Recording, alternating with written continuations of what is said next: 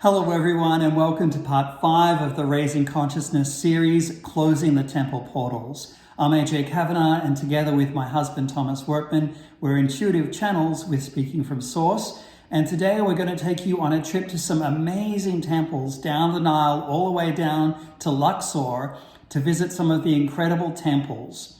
Now, Matias was originally going to visit these temples as part of his closing rituals for this journey, and he was going to do it alone, but he decided to take some of us with him. And some of us actually included 2 full boats of people, 144 in each boat, and he was going to each of the temples. And I'm not going to say exactly what we did there, but I will tell you all about the temples and their significance and show you some amazing photographs as well. I will say it was an outstanding time. Now, the ancient Egyptians believed that everything carved into stone was given life, and there is certainly much life to be found in these temples today. The first temple we went to took a little boat ride across to the island temple of Philae, or the Temple of Isis, which was opened approximately 700 BCE. Now, this Temple of Isis is the house that holds everything. It's the house that protects, and it is a school that provides all-knowing. Matias said, "We're going to the Great Mother and will receive a big hug." The ancient Egyptians believed in unconditional love, and this is personified in the 12 chambers there that are there to balance light and dark. We all filed through in succession through these giant columns, and I was able to take this photograph as we made our way through in silent reverence. And then miraculously, like a second or two afterwards, my camera seemed to have snapped another photograph.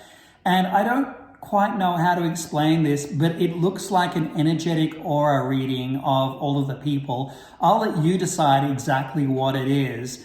But I was not aware that I took this photograph, and I was amazed to see it nonetheless. We did have some time to explore the temple on our own. And of course, we had our guide with us from the bus, Ashraf Hamdi, who pointed out some amazing features of the temple and actually took us around and showed us this Christian altar that was actually made in the temple itself there around 450 AD.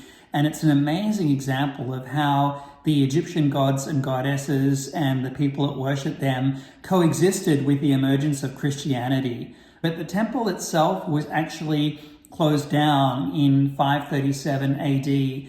But of course, by then, the cult of Isis was well and truly established and in fact continues to this day. Then it was back on the boat with Matias to our larger boat that was going to take us down the Nile. But before the boat left, we had an opportunity for a side trip, and our guide, Amir El Hadidi, or Habibi as we like to call him, had organized a special side trip to Abu Simbel. And this is where there are those huge temples cut into the mountainside around 1300 BCE, which are the lasting monuments to King Ramses II and his wife, Queen Nefertari. These statues are truly impressive, carved into the mountainside, stretching over 65 feet tall. Now, this, of course, was done before the temple was moved for the allowance of the construction of the Aswan Dam, but both temples were moved and recreated block by block in their entirety, and they're just as impressive as they were all those hundreds and indeed thousands of years ago. The temple, of course, is significant because it was constructed with an understanding that the earth was round and an appreciation of the solar cycle.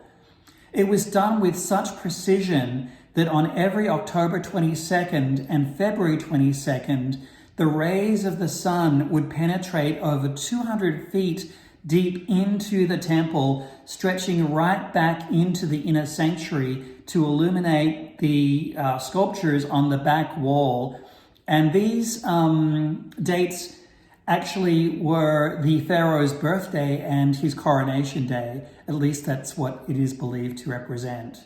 Significantly, the adjacent temple is for his queen consort, Nefertari, and the statues there show the pharaoh and Nefertari together in equal height.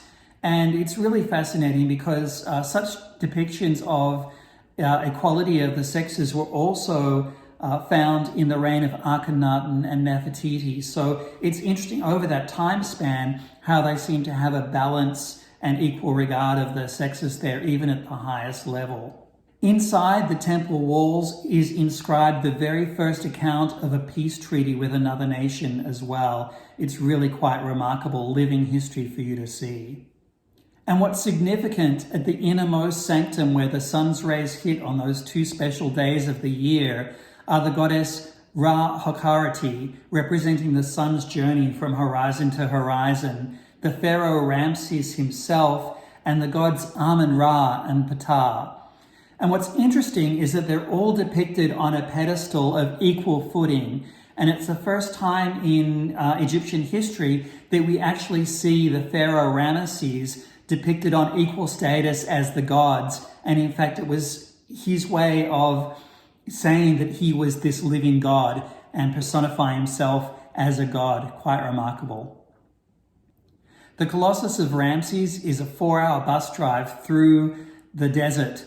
It's quite extraordinary, and it was always a dream of mine to get there as a kid because the temple at the very front actually has a huge wooden cedar doors, and many of the temples of Egypt actually featured these huge wooden cedar doors. And today they have a giant brass ankh key, which you can insert into the cedar door as a means of opening the door to the temple. And many tourists over many, many years have lined up to get their photograph taken if they get the rare opportunity to have this done. And we were there, we virtually had the entire temple site to ourselves. There would have been no more than maybe 15 people there. And so it was easy for us to get lost, within this huge sprawling temple. It was quite a delight and quite a treat. And so I got the wish of my 9-year-old self to have this photograph taken with me there holding the ankh, inserting it into the cedar wooden door to open up the temple there. It really was a dream come true. And there was no fuss or hustle or bother or anything like that. I was virtually the only one there. So it was really quite extraordinary. What a gift.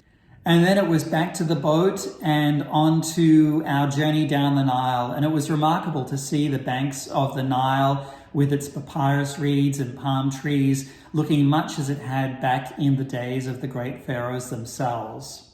The second temple that Matias took us to was the temple of Kom Ombo, or the temple of the Crocodile God, temple of Zobek and Horus, actually to be specific. On the left-hand side is the entrance to Horus, symbolizing the light. And the door on the right is the entrance to Zobek, symbolizing darkness. What's significant about this temple is that it is an exact mirror in its design on left and on right, with all of the columns and the hieroglyphs and the structures being identical in mirror format until you get to the very end and backside of the temple where it comes together in one format, in one illustration. There are 7 initiation chambers inside which come together in both paths, transiting the 7 stages of recognition and learning between the light and the darkness. Each of the 7 sections is taller and smaller than the last, so they kind of go in a concaving sort of look, and each of them represent the 7 chakras. The integration that is reflected in the last wall, which is the only portion of the temple that is non-repeated, represents a chart containing the 5 biological senses, and in the center is a being meditating, showing us the balance between the 2 energies. The temple itself is designed to represent the crocodile goddess Zobek, and from the air it actually resembles a crocodile. Toward the top part of the temple, in the innermost sanctums, are 2 large granite stones which represent the crocodile eyes.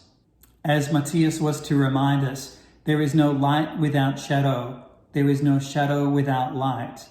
We are everything and we are one. The next temple we visited was the temple of Edfu, constructed around 237 BCE.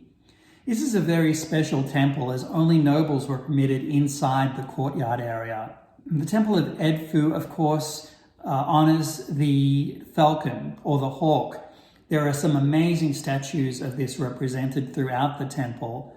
The Temple of Edfu is significant as it's almost a perfectly preserved, intact temple. The Temple of Edfu deifies the falcon god Horus. Now, the falcon was the bird that flew closest to the sun, and of course we all know the Egyptians were sun worshippers, and so they worshipped anything that came close to the sun, notably the falcon in this respect. This temple is very special because it was originally where they bred falcons, and they actually used them as a means of divination or fortune telling during a 15-day special ceremony.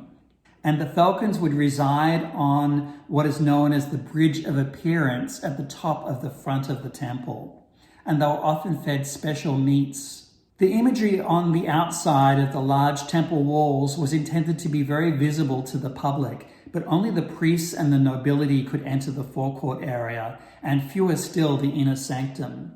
There's a special symbol here which represents the people of Egypt in poses of adoration and serves also as boundary markers for the public not to go beyond these spaces. This also was a temple where resin incense and perfumes were burned daily, and the air was always filled with their exotic fragrances. The inner chamber also features a solid granite door, the Holies of Holies, and is considered a portal.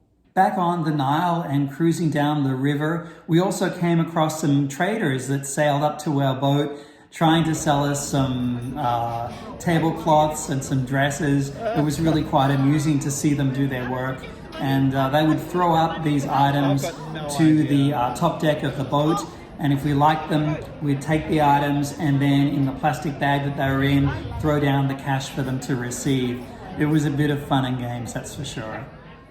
Then we got to Luxor. I really love Luxor. It was a much more relaxed city than Cairo, obviously with less population, but some spectacular temples nonetheless. The Temple of Karnak is among them. The Temple of Karnak is significant. It was constructed about 2,000 years before the birth of Christ during the Middle Kingdom, and construction actually continued on and off in one form or another all the way through to Ptolemaic times.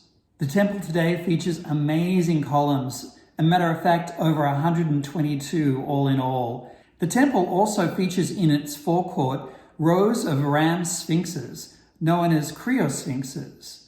The ram was a symbol of the god Amun and was the chief deity worshipped at the great temple of Karnak. Each of the sphinxes protects between its legs a standing statue of the king. We had the opportunity to explore around this temple during the day, and then when it came to the formal temple closing, we came back at night for a spectacular ceremony. The temple lit up at night certainly had a different look about it and is well worth exploring.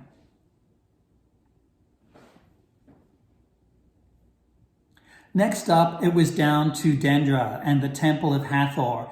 I could speak for hours about this magnificent temple. It has an amazing forecourt with huge columns that are perfectly positioned within 6 inches of one another. The symmetry and the geometry here used is truly exceptional. The temple itself features amazing astrological scenes on the ceiling, and it shows the zodiac and the sky and the stars as a representation of the universe and all who live within it.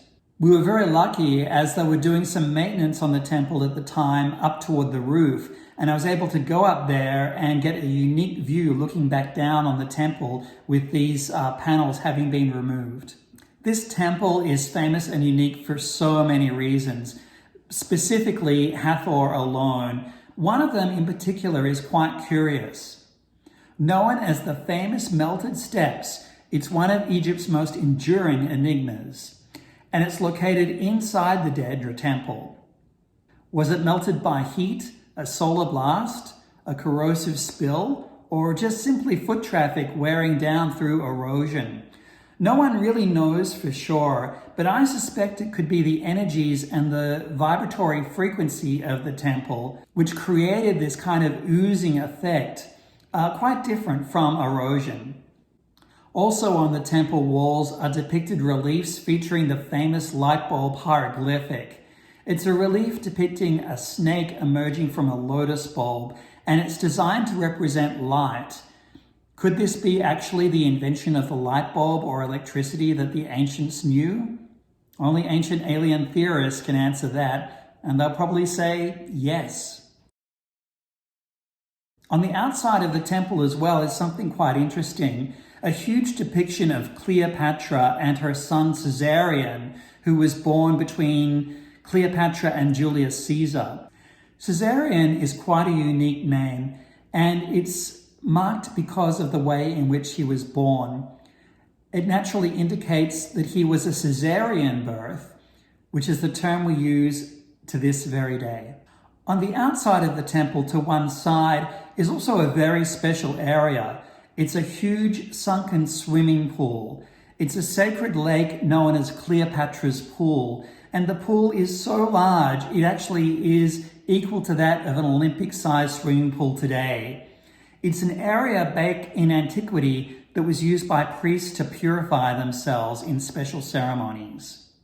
Next up was the great temple of Abydos, also known as the Temple of Seti I.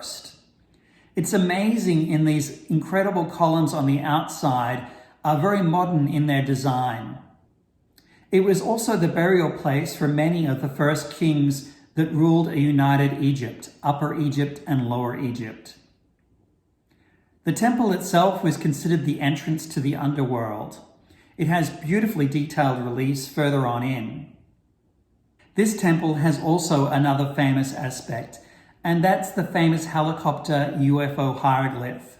The hieroglyphic relief is known around the world and seems to show what could appear as a flying saucer, a Black Hawk helicopter, and a fighter jet. It's really quite remarkable and just so incredible in terms of the way in which they're depicted. For in Egypt, everything they did was intentional. There were no mistakes. It's so easy to overlook this section of the temple as it's up high near the temple ceiling and surrounded by some supporting scaffolding. The final temple we were to visit was the Assyrian Temple. This temple is an amazing temple. It's a subterranean monolith that baffles most Egyptologists to this day as to its exact date of origins and use. This temple is said to be an ancient Atlantean temple dating back 13,000 years and represents the high heart or the anchor point of the soul. The temple itself is exceedingly ancient. It features huge structures of vaulted ceilings and galleries made of monolithic stones with a surprising size and scale of craftsmanship. Many of these stones weigh well over 100 tons. There are sections of the temple that feature geometric images of the flower of life, one of the most important symbols of sacred geometry, seemingly burnt into the very stone itself. It's there that the seed of life is shown, recognition of the expansion of the being, and having activated into the network, the tree of life is then formed. During Atlantean times, it was here where the gods would give birth to the future kings and queens of the earth. The temple is closed to the public, potentially because it is so dangerous with its steep descents and subterranean water passages. It truly was an amazing time to be able to travel together with Matias down the Nile, explore the temples, and learn of their rich history. We all are truly so grateful for that opportunity. Up next in the Raising Consciousness series, Part 6, The Light Within. This is the 6th and final installment of our Raising Consciousness Egypt series, so stick around for the grand finale.